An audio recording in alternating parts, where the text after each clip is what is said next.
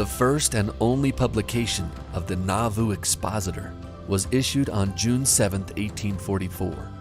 It was an exposé sheet published by 7 recently excommunicated dissenters of the church, in which they lay bare their grievances against Joseph Smith as both a prophet and politician in the most blistering, malignant, exaggerated, and provocative ways they could invent. This move was a calculated trap, set to force the hand of Joseph and those close to him to take action against the expositor's printing press, which would open them up to legal charges that could get him to the county seat of Carthage, where he could be killed.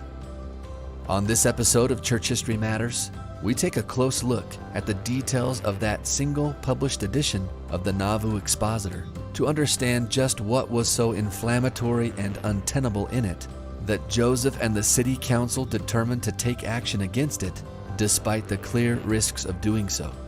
We also look at questions about the legality and wisdom of their actions. I'm Scott Woodward, and my co-host is Casey Griffiths. And today, Casey and I dive into our 3rd episode in this series about the martyrdom of Joseph and Hyrum Smith. Now let's get into it.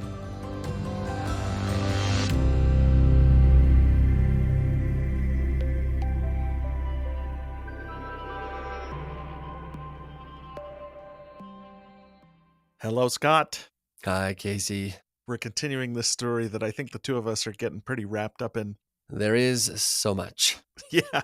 You actually texted me yesterday and said, hey, I'm reading the whole Nauvoo Expositor. Yeah. Do you want to join me? And I was like, no. Dude, friends invite friends to read the Nauvoo Expositor with Yeah.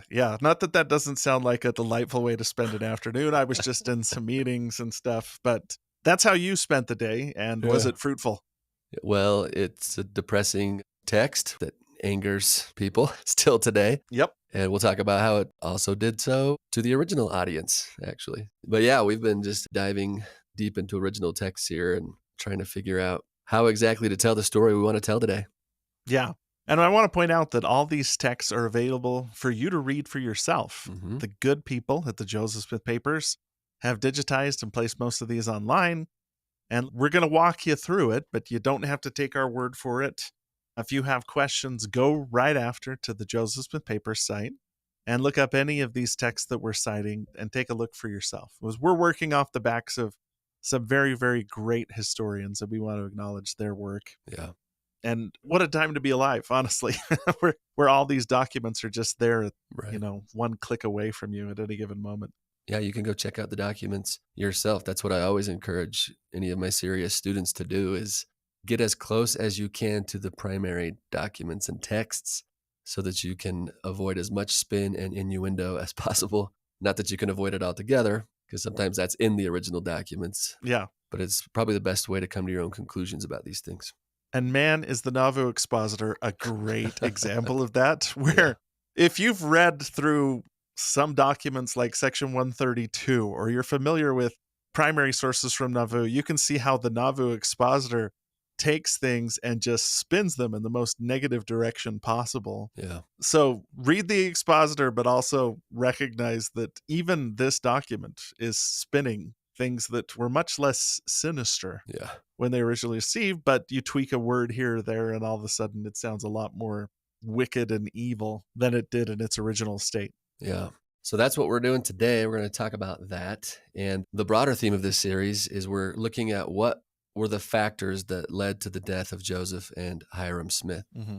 And so far, our answer to that question about those factors has been something like this, that it was a confluence of factors, right? There's factors both outside the church and inside the church that eventually culminate in the martyrdom. And so should I just review what we've been talking about the last 2 episodes? Yeah, let's do a quick review. Okay, a quick recap here. So in order to understand what leads to the martyrdom, we've got to understand a few different factors swirling together, both inside and outside the church in 1844 that brings about this tragedy, which include, number 1, the actions of Joseph Smith's political enemies outside the church, as Joseph had announced his candidacy for the U.S. presidency. And that's going to be a big factor in how his enemies are able to come after him. The martyrdom has been referred to by none other than President Dallin H. Oaks as a political assassination. actually. Mm-hmm. So politics has tons to do with this, Mm-hmm. and his political enemies will bring this about. Number 2, the fall and the apostasy of key individuals within the church. It's huge. Mm-hmm. Joseph said, I might live as Caesar might have lived were it not for a right-hand Brutus. So there's some people inside the church who are going to seek to stab him in the back.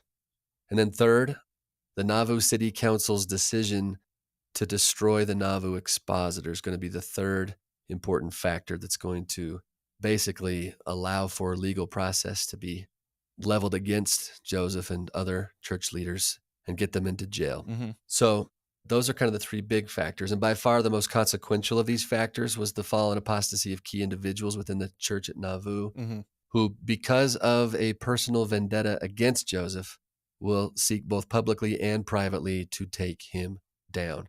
We talked last episode about probably the chief instigator of all this, which is William Law, Joseph's second counselor in the first presidency. Like, this is so crazy, Casey, that can you imagine the second counselor in the first presidency today conspiring to take out the church president? I mean, that's what this was like in Nauvoo. Yeah. William's opposition to Joseph seems to have begun when Joseph introduced William to the principle of plural marriage, which William adamantly denounced. He said, quote, if an angel from heaven was to reveal to me that a man should have more than one wife, I would kill him. I would kill that angel. Around the same time, in the fall of 1843, William had revealed a deep flaw in his own moral integrity when, upon his sickbed, he confessed to Hiram Smith that he had committed adultery. And when William then asked Joseph if he and his wife Jane could still be sealed together at that time in spite of this sin, Joseph inquired of the Lord, who revealed that William and Jane could not at that time be sealed because he was adulterous. Mm-hmm.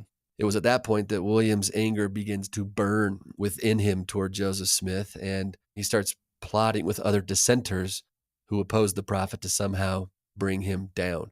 And chief among these other dissenters was Chauncey Higbee. Chauncey Higbee, back in May of 1842, had been charged formally by Bishop George Miller with, quote, unchaste and unvirtuous conduct. And when the Nauvoo High Council had heard the case on the 21st of May, 1842, witnesses testified that Chauncey had seduced several women by telling them that it was no sin to, quote, have free intercourse with women as long as it was kept secret.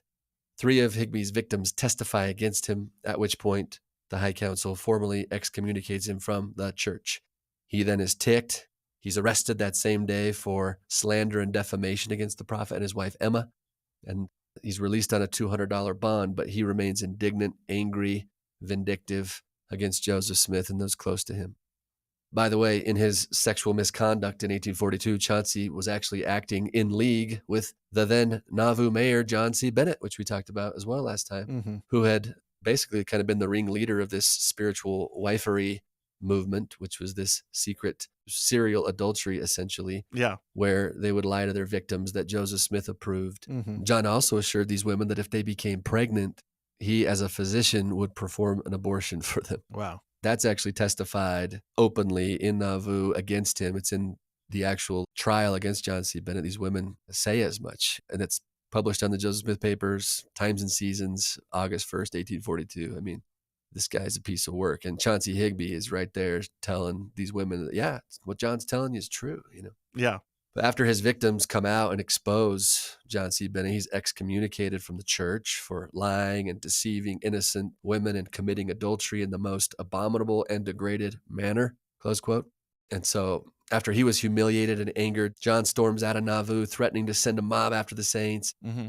And then he starts writing deceitful letters to an Illinois paper accusing Joseph Smith of all the same immorality that he himself committed, spinning other patently false or grossly exaggerated stories about Joseph and Nauvoo. And of course, it was easy for church members to see through John's vindictive lies, but those who are not familiar with the saints gobbled this stuff up. And John does succeed in turning public opinion against Joseph Smith in many quarters in the United States. Mm-hmm.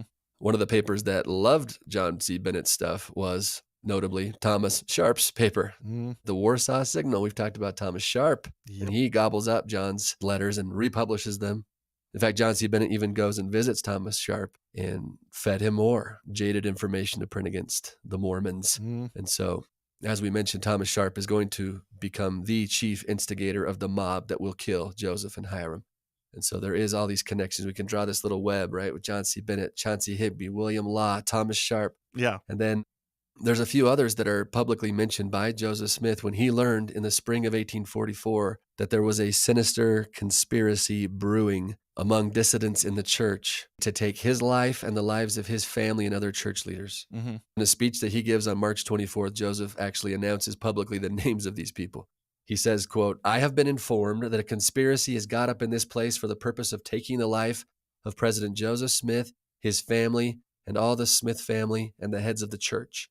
And then he announced, "The names of the persons revealed at the head of the conspiracy are as follows: Chauncey L. Higby, Dr. Robert Foster, Joseph H. Jackson, and William and Wilson Law." Mm-hmm. Do you want to remind us who Robert Foster is and Joseph Jackson? Yeah. Robert Foster is up and down with Joseph Smith, but some of their conflict starts when Foster starts to build a hotel in Nauvoo that will directly compete with the Nauvoo house, which they've been commanded to build by Revelation. Yeah. They go back and forth. It seems like the break happens when Foster says a visitor, he never says who, came and tried to seduce his wife. And then Foster goes off the rails, pulls a gun on his wife. To try to force her to confess to him who it was. Try to force her to confess. When she doesn't confess, gives her a gun, tells her to defend herself.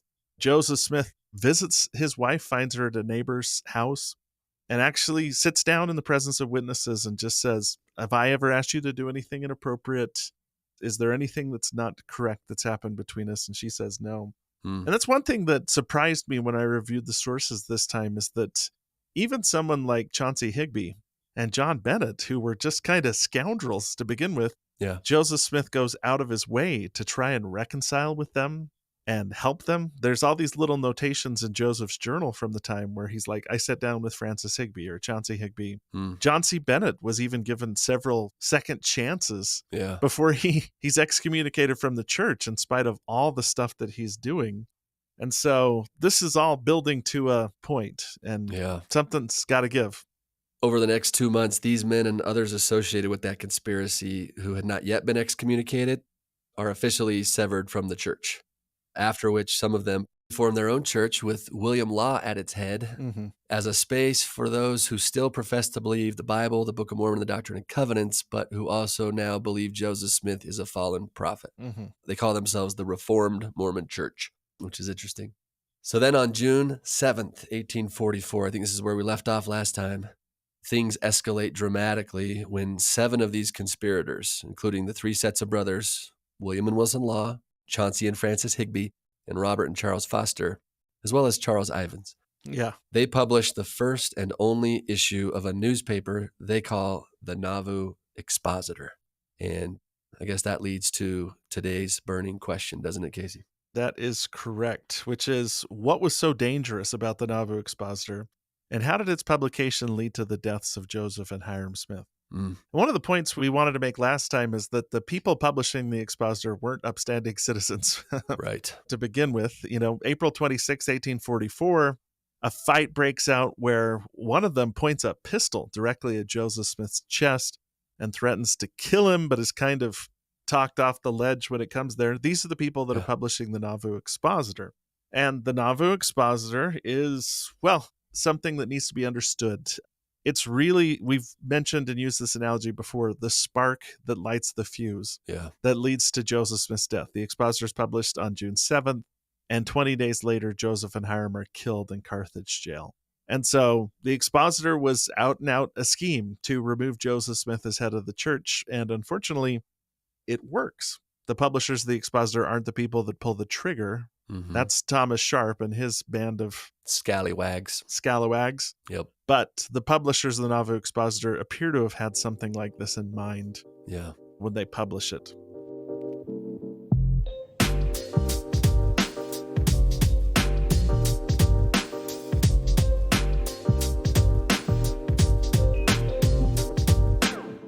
So how do you want to start talking about the Nauvoo Expositor? Oh, man. Let's give you a summary, and then maybe we'll dive into the particulars. So the Expositor is published June 7th.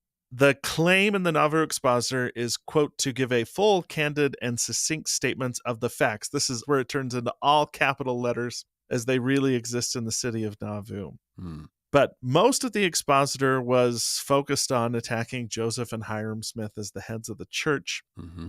It hits it on three different fronts: religion, politics, and morality. So the writers of the Expositor, as you mentioned, believe that Joseph Smith was a fallen prophet and believe his recent teachings were, quote, heretical and damnable in their influence. They charged that Joseph, Hiram, and other church leaders, here's another quote, introduced false and damnable doctrines in the church, such as plurality of gods above the God of the universe, his liability to fall with his creations, the plurality of wives for time and eternity, and the doctrine of unconditional sealing up to eternal life against all crimes except the shedding of innocent blood. Mm-hmm. And you can see in each one of those a semblance of truth, but also some serious exaggerations. Mm-hmm. What the Expositor taught was kind of a mixture of truth and exaggerated falsehoods. Yeah. Part of this was Joseph Smith in April 1844 gave the King Follett discourse, where he talks about the nature of God. Mm-hmm. This is probably where the idea of plurality of gods comes from. He also began introducing and permitting eternal marriages, and that includes plural marriages to a small number of close associates. So that charge is true. Joseph Smith is introducing plural marriage. Yeah. They understandably, because plural marriage was so explosive, it was kept private, because such personal matters were not punishable under the Illinois law unless they were open and notorious. And the condition of being sealed up to eternal life are all found in various places in Scripture. Like when somebody brought up Section 132's provision on being sealed up except shedding against innocent blood, Joseph Fielding Smith quoted the Bible, where Jesus taught pretty much the same thing. In fact, most of these things were biblical. Mm-hmm. But again, take a little spin, make it sound as bad as possible. That was kind of the way the Nauvoo Expositor was approaching most of these things. Yeah, and one of the other stated purposes of the paper, they said, was that they deemed, quote, it very important that the public should know the true cause of their dissenting from the church.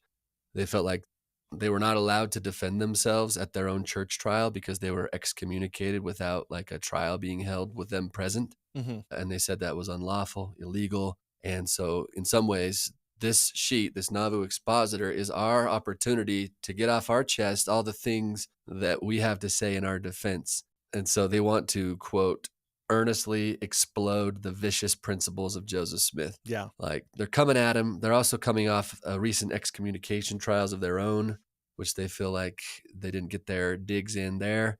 They're publishing their burn book, basically. They want to Yes. They want to make everybody that they're mad at look bad. In fact, this line made me laugh from the Nauvoo Expositor. It says, quote, it's not that we have any private feelings to gratify or any private pique to settle that has induced us to be thus plain.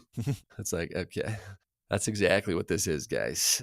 You're not operating out of these really pure motives like you're pretending. The context here is a lot of anger and words and even attempted like murder schemes against the prophet prior to this sheet being published, right? Yeah.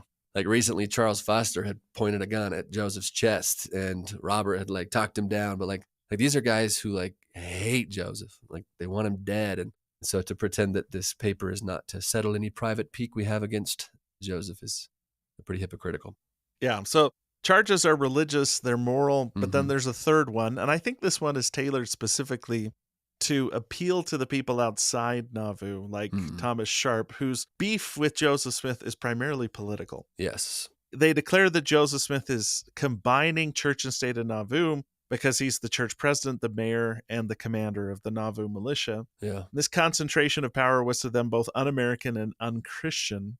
And what was worse in their minds, Joseph had recently announced that he was going to be a candidate for the presidency of the United States, Yeah. which they felt would allow him to expand his dangerously anti-American amalgam of church and state into national politics. Right. And so that's tailor-made for a guy like Tom Sharp, who's saying Joseph Smith is seeking all kinds of power, ecclesiastical power, political power, and his run for the presidency is just an open attempt to show that.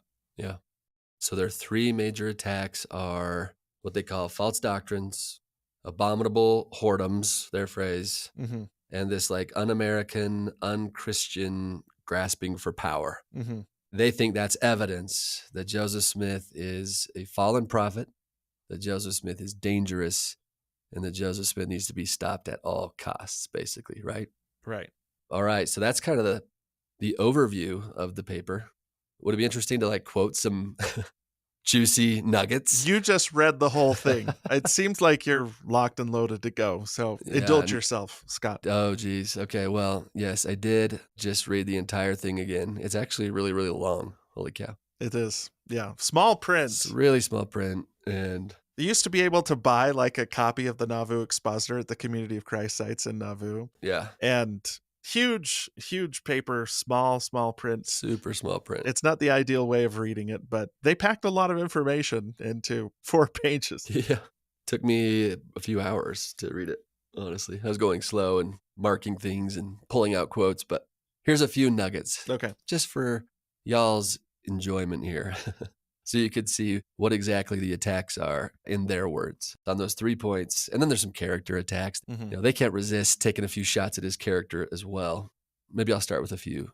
It says this: Joseph and his accomplices are specimens of injustice of the most pernicious and diabolical character that ever stained the pages of the historian. Close quote. Joseph and his inner circle are, quote, heaven-daring, hell-deserving, God-forsaken villains. They say they're bloodthirsty and murderous. They're demons in human shape who practice their dupes upon a credulous and superstitious people.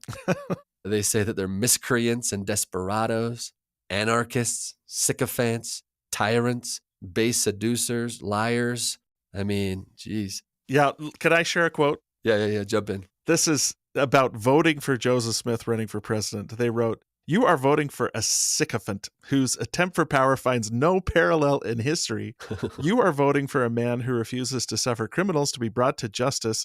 In the stead thereof, rescues them from the just demands of the law by habeas corpus. You are voting for a man who stands indicted, who's now held to bail for the crimes of adultery and perjury, 2 of the gravest crimes known to our laws. Query not then for whom you are voting. It is for one of the blackest and basest scoundrels that has appeared upon the stage of human existence since the days of Nero and Caligula." I mean, they compare Joseph Smith to Nero and Caligula when a month before they pointed a pistol at him and threatened to kill him, and all he did was fine them $100, which feels like definitely not a Nero and not a Caligula. These guys wouldn't be around to make these claims if he was that. But they are having a good time when they wrote some of this stuff. They are. Okay, let's do another one. The attempt at political power and influence, which we verily believe to be preposterous and absurd, we believe is inconsistent and not in accordance with the Christian religion. We do not believe that God ever raised up a prophet to Christianize a world by political schemes and intrigue. Ooh, so they're trying to make it sound like he's going to use his political position to sort of Christianize people, right? Yeah. Abuse the power of politics to enforce religion. Yeah. So all these charges, by the way, are directed at one aim. They write also, the publishers deem it a sacred duty they owe to their country and their fellow citizens to advocate through the columns of the Expositor unconditional repeal of the Nauvoo City Charter. So there's the game. That's what they're actually going for, is they want the Nauvoo Charter to be repealed. And this is the reason why the Nauvoo Expositor is seen as dangerous by the saints. Immediately, this is going to set off alarm bells among the saints, because we talked about this in our past episodes, but the Nauvoo Charter basically allowed the saints the legal protections they needed to prevent another sequence of events like what happened in Missouri in 1838 from happening again. Yes. So immediately they are worried that if this expositor keeps getting published and advocating for the reveal of the Nauvoo Charter, the saints don't have any legal means. And again, go back to the individual experiences of the Laws, the Fosters, and the Higbees. When they threaten Joseph Smith just fines them. He fines them $10. When they pull a gun, he fines them $100. And they're basically saying, we want to take away the law that allows him to do that so that they don't have any legal recourses. Because what Joseph Smith was doing essentially was, when these guys threatened him, he would use the law to try and discourage them from doing it. So they want the law to go away, essentially. So there's no penalty if they pull a gun on the mayor or anything like that.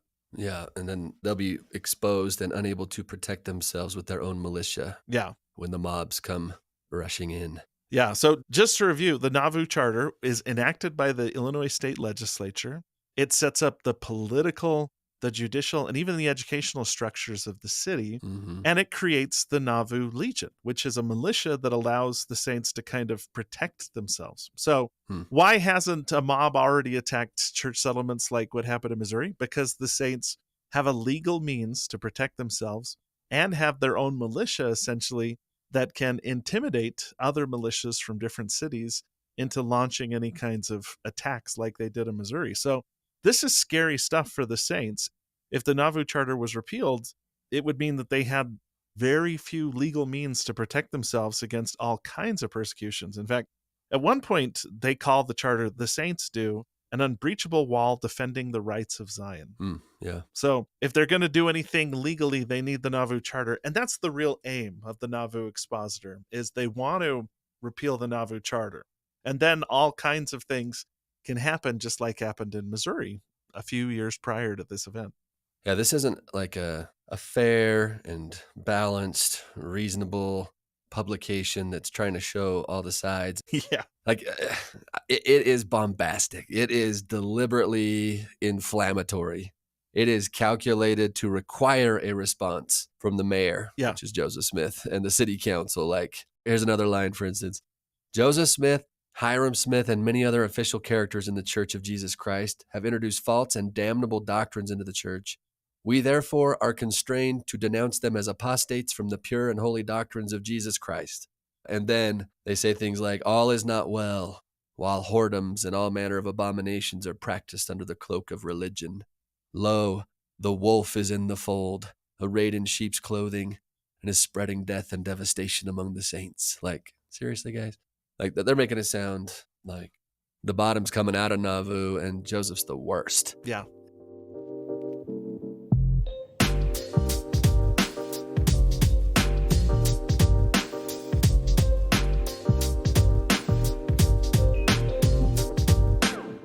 Okay, let's do another one. Quote, it is a notorious fact that many females in foreign climes and in countries to us unknown, even in the most distant regions of the Eastern Hemisphere, have been induced by the sound of the gospel to forsake friends and embark upon a voyage across waters that lie stretched over a great portion of the globe, as they suppose to glorify God, that they can stand acquitted of the great day of God Almighty. But what is taught them on their arrival at this place? And then they say, well, what happens is they're given an invitation to come see the prophet, and they think they're going to get some revelation from God to them to know his will. But instead, they are told, after having been sworn in one of the most solemn manners to never divulge what's revealed to them, with a penalty of death attached, that God Almighty has revealed it to him that she should be his, Joseph Smith's, spiritual wife. For it was right anciently, and God will tolerate it again. She is then thunderstruck. She faints, recovers, and refuses. The prophet damns her if she rejects. She thinks of the great sacrifice and of the many thousand miles she's traveled over sea and land, that she might save her soul from pending ruin, and replies, God's will be done and not mine. Thus the prophet and his devotees in this way are gratified. Da-da-dum. Oh my gosh, what a salacious soap opera-y perversion and twisting of the true facts of how Joseph ever proposed to his wives. Yeah. What do you want to say about that? Well, this is a light skim from John C. Bennett. John C. Bennett, like we mentioned, published kind of series of salacious letters. They're later compiled into a book. Mm-hmm. And one of the people that he took it from is a woman named Martha Brotherton. Martha Brotherton was an English convert who immigrated to Nauvoo with her family and was proposed to enter into plural marriage, not by Joseph Smith, like the expositor is suggesting, because, like I said, it's a light skim of what Martha Brotherton wrote. Brigham Young actually proposes to her. Brigham Young brings her in, introduces plural marriage. And by the way, this is her original words in an anti-Mormon book, but based on what you just read, the expositor is really taking her words and kind of rewriting them to the most extreme. For instance, when the systems explain to her she has trouble with it, she asks if she can hear from Joseph Smith. Joseph Smith is brought in. Wait. So Brigham Young proposed to her and she said, I want to hear this straight from Joseph. Yeah, Brigham Young brings her in and proposes to her and explains the system of plural marriage. Okay. When she says, I'm just really struggling with this, Brigham says, I'll have Joseph explain it to you. This is from her own recollection. Joseph said, well, Martha, it's lawful and right before God. I know it is. I have the keys of the kingdom. And whatever I bind on earth is bound in heaven, and whatever I loose on earth is loosed in heaven. And if you will accept of Brigham, you will be blessed. God shall bless you, and my blessing shall rest upon you. And if you be led by him, you will do well, for I know Brigham will take care of you. So then Martha says, can I have a little bit of time to think about this? This is the exchange. Said I, do let me have a little bit more time to think about it. I will promise not to mention it to anyone. Well, but look here, said Joseph. You know a fellow will never be damned for doing the best he knows how. Well, then, said I, the best I know of is to go home and think and pray about it. Well, said Young, I shall leave it with Brother Joseph, whether it would be best for you to have time or not. Joseph Smith said, I see no harm in her having time to think, if she will not fall into temptation. Oh, sir, said I, there's no fear of my falling into temptation. Well, but, said Brigham, you must promise me you will never mention it to anyone. I do promise it, said I. Well, said Joseph, you must promise me the same. I promised him the same. Upon your honor, said he. Will you not tell? No, sir, I will lose my life first, said I. Well, that will do, said he. That is the principle we go upon, and I think I can trust you, Martha, said he. Yes, said I. Now, Martha eventually decides she's going to reject the proposal, and her parents leave Nauvoo. She has a sister that stays behind and stays loyal to the church, but that's a much less sinister exchange than what the Nauvoo Expositor presents, essentially, where they explain it to her. She asks for time to think about it. They basically say yes, understanding the explosive nature of what they're talking about. They ask her to keep it confidential, but she's given time essentially to go and think about it, like consent was important. So the Expositor's taking stuff that's in an already anti-Mormon book and making it worse. They block out the names. They say they're protecting the virtue of innocent females, but they don't actually put in the full details of the story. They just put in kind of this cartoony version of the story that, in a lot of ways becomes the template for people accusing Latter-day Saints of coercion when it comes to plural marriage and things like that. Yeah. So bottom line, the purpose and intent of the Nauvoo Expositor is to turn people against Joseph, the leadership of Nauvoo, and the saints, politically, especially, so that they can repeal the Nauvoo Charter and leave the saints exposed. And this seems to be the best laid plan for them to really succeed in getting Joseph out of power. Yeah, it's not responsible journalism when you call someone Caligula, basically. Demons in human shape. Say that it's the worst offense in human history, which, again, they knew what they were doing. And they also knew that strong wording like this would require a response from the leadership of the church and of Nauvoo. So that's what happens next, okay? Once the Expositor is published, the city council has to consider what to do about this, because it's saying all this stuff about the leadership of the church, and it's calling for the legal end of Nauvoo, the repeal of the Nauvoo Charter. And so they meet together. They hold several meetings to discuss this. So on Saturday, June 8th, the very next day, right? Yeah. The day after the first issue of the Nauvoo Expositor comes out, the Nauvoo City Council meets for like a long time. They meet for a total of 6.5 hours in 2 different sessions. Yep. So walk us through kind of what happens at these council meetings. So this is important to know too, because sometimes the destruction of the Expositor is depicted like everybody was just so angry. They grabbed their pitchfork and their torches and they went down and they destroyed the Expositor press. Yeah. So Joseph Smith is mayor and he's meeting with the city council. And by the way, they publish all of these minutes in a special edition of the Nauvoo Neighbor, which you can go and read on the Joseph Smith Papers site as well. So if you want to know the reasoning for why the Nauvoo Expositor press was destroyed, you can go read the Nauvoo Neighbor extra for yourself. You can get the actual minutes of the meeting of the council that made the decision. Yeah, they're trying to be as transparent as possible because they know that this is not going to look good, but they want their reasoning for destroying it to be clear.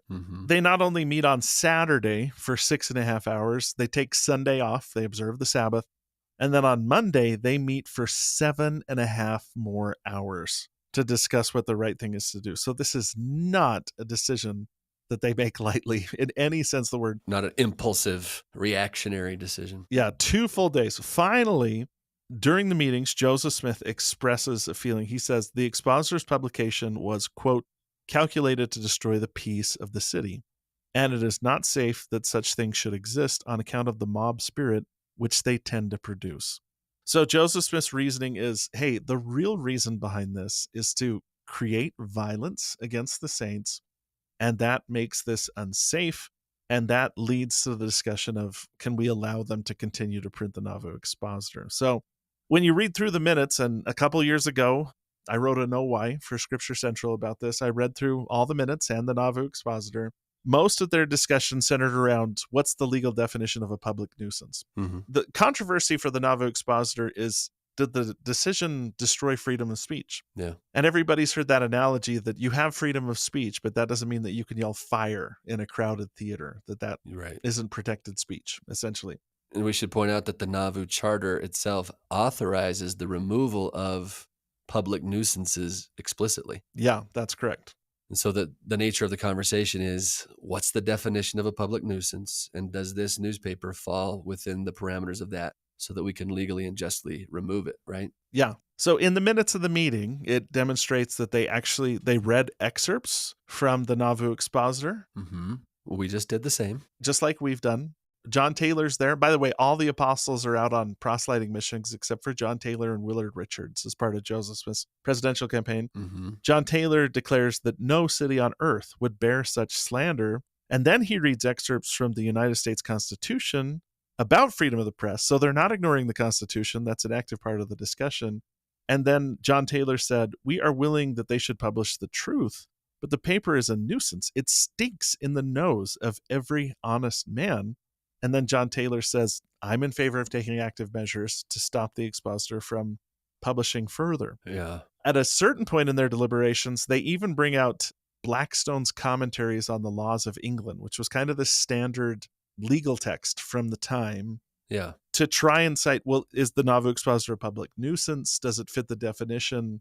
Therefore, we can take steps. Can a libelous press be deemed a public nuisance, right? Yeah. And according to Blackstone's legal reasoning, he says yes. Yeah. Blackstone's defines nuisance as anything that disturbs the peace of a community, stressing that the whole community has to rest under the stigma of these falsehoods. And then Joseph Smith also reads from the Illinois Constitution, Article 8, Section 12, touching on the responsibility of the press for its constitutional liberty. So they're aware of all the legal issues here. The question is the Nauvoo Expositor a case of yelling fire in a crowded theater? If so, they have a responsibility as the city leaders to do something about it. Yeah, which they know is not going to be without consequence, right? Yeah. And it seems that Joseph knows that this is the trap that's been laid for him, and he knows he's walking into it, but he doesn't see a better alternative than to take action as city mayor. Yeah. Like, talk about a rock and a hard spot for him. Yeah. So they deliberate all day Saturday. They rest on the Sabbath. They deliberate all day Monday. At 6:30 p.m., the council resolved that the Nauvoo Expositor was a public nuisance and ordered the destruction of its press. Joseph Smith, acting as mayor, issues an order to the town marshal to destroy the Expositor's press and any undistributed issues. Then, lest you think this is a mob action, the city marshal goes to the Expositor office. He serves the order to the publishers. He allows them to leave peaceably, and then he destroys all the copies of the Expositor and the press. Yeah. He returns at like 8 p.m. that night to report, quote, that he had removed the press, type, printed papers, and fixtures into the street and burned them. Yeah. And it was him and about 100 men, he says, right? Yeah. So by 8 p.m., done. Order executed. Yeah. And compare this to the destruction of the church press, say in Independence in 1833, where not only is the printing press destroyed, but the printing office is burned and the people in the printing office are tarred and feathered. Yeah. In this case, they served a writ. They carried out the order, which was to destroy the press, and that was that. And all this takes place in fair transparency. Joseph Smith writes a letter to Thomas Ford a few days after the council's deliberations. You're talking about Governor Ford? Good old Tom Ford. This is kind of where he comes into the story. We're going to be talking a lot about him in our following episodes. Yes. But he explains to Tom Ford the reasons why They destroyed the press. And then, like I said, they published the minutes from the council meeting in the Nauvoo Neighbor so that everybody knows the reasoning too. John Taylor said that Joseph Smith told Ford, quote, "Our whole people were indignant and loudly called upon our city authorities for a redress of their grievances, which if not attended to, they and themselves would have taken matter into their own hands and summarily punished the audacious wretches." So Joseph Smith says everybody was so stirred up, we were worried there would be a mob action if we didn't do something and that someone could get hurt. So he explains it to Governor Ford by saying, "We knew something was going to happen. We decided to take legal action, and we felt that the legal action would quell the violence, that there could have been a greater loss of life and property if the city council had just done nothing." The citizens of Nauvoo themselves would have risen up and taken care of business with their own hands. Yeah, that's basically what he's saying.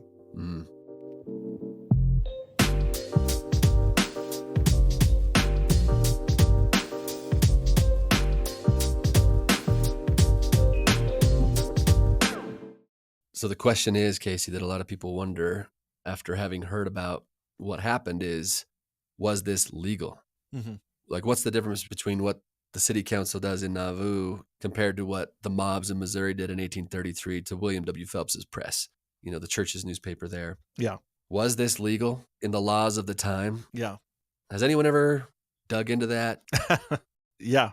Tell us what we know about that. So a young law professor named Dallin H. Oakes wrote a paper that appeared in a Utah legal journal called The Suppression of the Nauvoo Expositor. Okay. And Dallin H. Oakes, you probably are familiar with his name.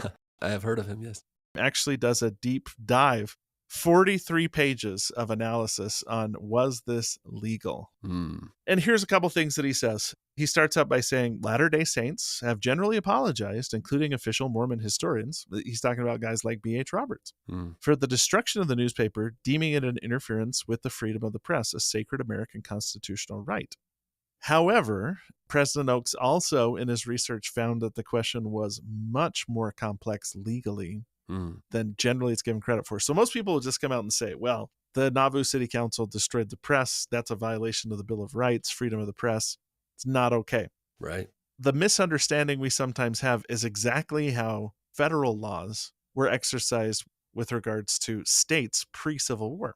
Civil War settled the question of, is the federal government supreme or the state government supreme? We still argue about that a little bit. But here's what President Oakes found. He wrote, quote, "I found, as I researched this law, according to the law of Illinois and the United States in 1844, was that the freedom of the press in the First Amendment did not apply to state action or to city action at that period." Whoa, okay. That's huge. Yeah.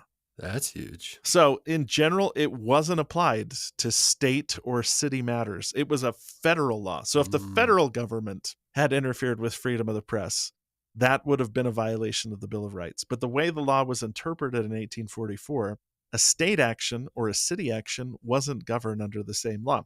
He goes on to write, "It only came to apply to state action or city action by the amendments adopted after the Civil War, the 14th Amendment, and it was so declared by the United States Supreme Court in the 1930s by a 5-4 decision.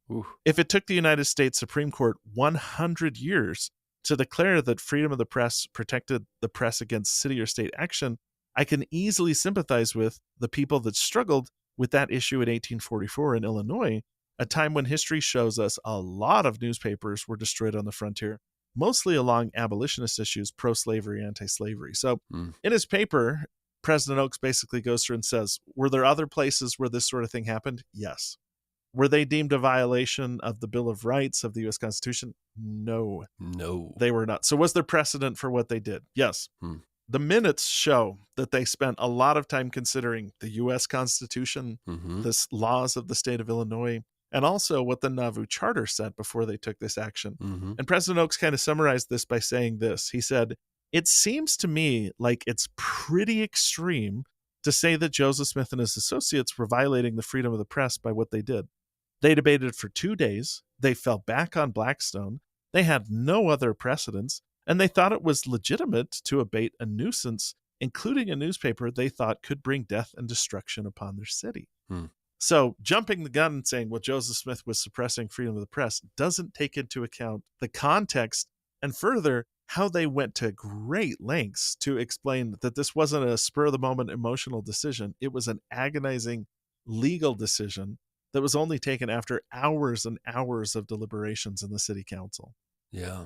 Another attack I've heard against this in terms of the illegality of it is that it violates due process, right? The 14th Amendment says that no state shall deprive any person of life, liberty, or property without due process of law. Yeah. Meaning they were supposed to put a trial together, have due process first. Then once a trial and jury decided that this was illegal, then they could destroy it or abate it or whatever, right? Mm-hmm. But then I was in a meeting with President Oaks, and I heard him say this. This is in 2020, so pretty recent. He's still thinking about this stuff. He's speaking of the 14th Amendment. He said, quote, "That amendment was not adopted until 20 years after the Nauvoo suppression. The law in 1844, including interpretation of the state constitutional guarantees of a free press, offered considerable support for what Nauvoo had done." And then he says, "Past actions should be judged by the laws and culture of that time," close quote. Mm-hmm. Mm-hmm. And so, yeah, that would have violated the 14th Amendment, except for one little itsy-bitsy fact, which is that the 14th Amendment didn't exist. Yeah. So that's really important, just to keep it in the context of the time. Yeah. And by the way, there's a great article in the Nauvoo Expositor in Gospel Library. And one of the things it notes that as late as 1929, a city government closed down a newspaper for being a public nuisance. Now, that decision was reversed by the Supreme Court, but that's when the Supreme Court actually solidified this aspect of the 14th Amendment. So was it legal? I mean, yeah. Seems like it was, yeah. And it doesn't seem like it was even a case where they were taking advantage of the law. They were reticent to use their legal powers to destroy the expositor, probably because they knew it was going to cause a lot of problems. But they also felt that there was nothing else they could do, that if it continued to do what it was doing, violence would be the result.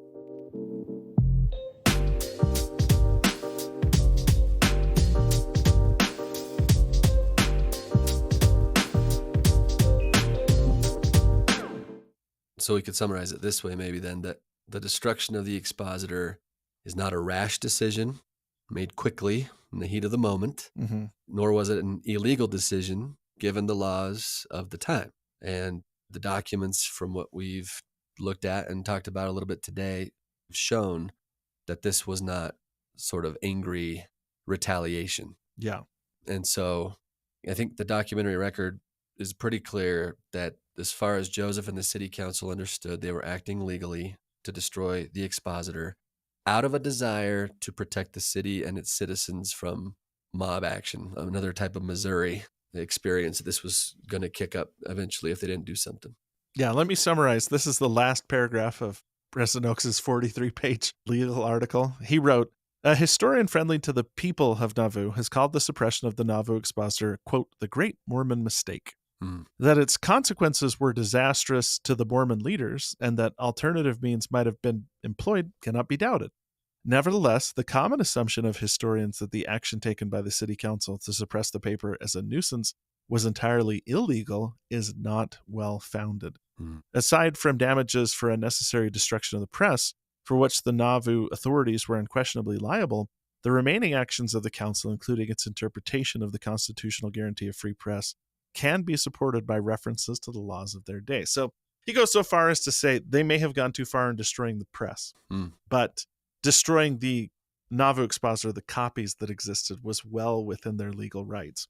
And none of this was settled law at the time. And so if the first question is, was it legal to do what they did? Yeah, it was legal based on the laws of the time.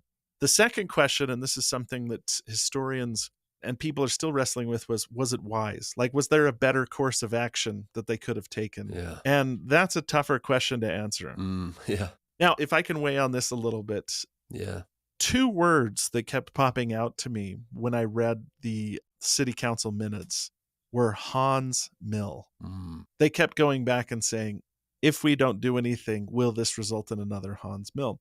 And most of our listeners will be aware, but Hans Mill was an incident that took place in Missouri just a handful of years earlier, where 17 men and boys were murdered by Missouri militia because of false allegations, claims that have been stirred up against the saints. The militia just rode into this settlement called Hans Mill, surrounded the blacksmith shop where all the men were, and fired into it till everybody was wounded, and then walked in and executed everybody that was still alive. The trauma that had been inflicted upon the saints in Missouri was also hovering over them like a specter during all these discussions. 100%. In Missouri, we didn't do anything to counter the falsehoods that were being spread about us. And look what happened. Look what happened. What if we don't do anything this time? Will we be facing another Hans Mill? Because it's not just Nauvoo. It's all the little settlements surrounding Nauvoo that are in very vulnerable positions. And by the way, the Nauvoo Charter was repealed the year after Joseph Smith's death. And guess what happens? The smaller settlements, Yell Rome and other places, start to get attacked by illegal mob factions, and the saints don't have a legal means to defend themselves. So here we go again. All of this does actually come to pass, and it does kind of suggest that it may not have been unwise to stop the expositor from doing what it was doing. Yeah, there's an interesting moment that's recorded by a church member named George Lobb, who notes a speech in his journal in which Joseph Smith explained the actions of the city council. He said, quote, "Brother Joseph called a meeting at his own house and told the people that God showed him in an open vision in daylight that if he did not destroy that press, it would cause the blood of the saints to flow in the streets." So it's clear that Joseph thought this was the best course of action to avoid a Hans Mill, to avoid a Missouri. Yeah. But was he aware of the personal consequences this would bring about for him? Yeah. It's difficult to say. And that's going to be the focus of the next story that we tell in our next episode. Yes. Is when did Joseph Smith become aware that this could possibly lead to his death? It's very possible that he knew this action may have done it. But this also sets off another theme that we're going to explore in the next episode, which is when given the choice to incur further violence, Joseph Smith always chose the course that he thought would lead to less violence. He tries to take the non-violent way out. Yeah. And the non-violent destruction of the Nauvoo Expositor is Exhibit A on that. He didn't incur any penalties against the publishers. They were allowed to peaceably step aside. He used the law to carry out what he thought was a vital function. And then, as the controversy grows and spreads and eventually leads to Joseph going to Carthage jail, he's taking steps everywhere along the way. And his motivation is almost always, if we do this, the violence will abate. This will calm things down. He's not trying to stir things up. He's trying to stop worse things like Hans Mill from happening. Right. That's well said. So we are going to explore that more next time. We're going to look at what happens next. And I will say this, just to tee us up for next time. The very next day after this action was taken by the city marshal to destroy the press, charges of riot were promptly pressed by Francis Higbee against Joseph, Hiram, and the rest of the city council. And a warrant was issued for their arrest. And this is going to set in motion the events that will eventually culminate in Joseph and Hiram's murder in Carthage. Yeah. In less than 3 weeks. So the fuse has been lit, and now the time's ticking. There's 20 days until Joseph Smith is in Carthage jail and assassinated by the Warsaw militia. So stay tuned. Next time, we'll dig into the next piece of the drama. That's the next part of the story, is how he gets to Carthage. So, Scott, this has been sort of fun. I don't love reading the Nauvoo Expositor, but... No, not the most uplifting piece of literature. I wouldn't recommend it. Yeah, but I did enjoy reading the city council minutes, and it's always fun to get a chance to talk with you and go back and forth about these events. So 100%. Thank you, brother.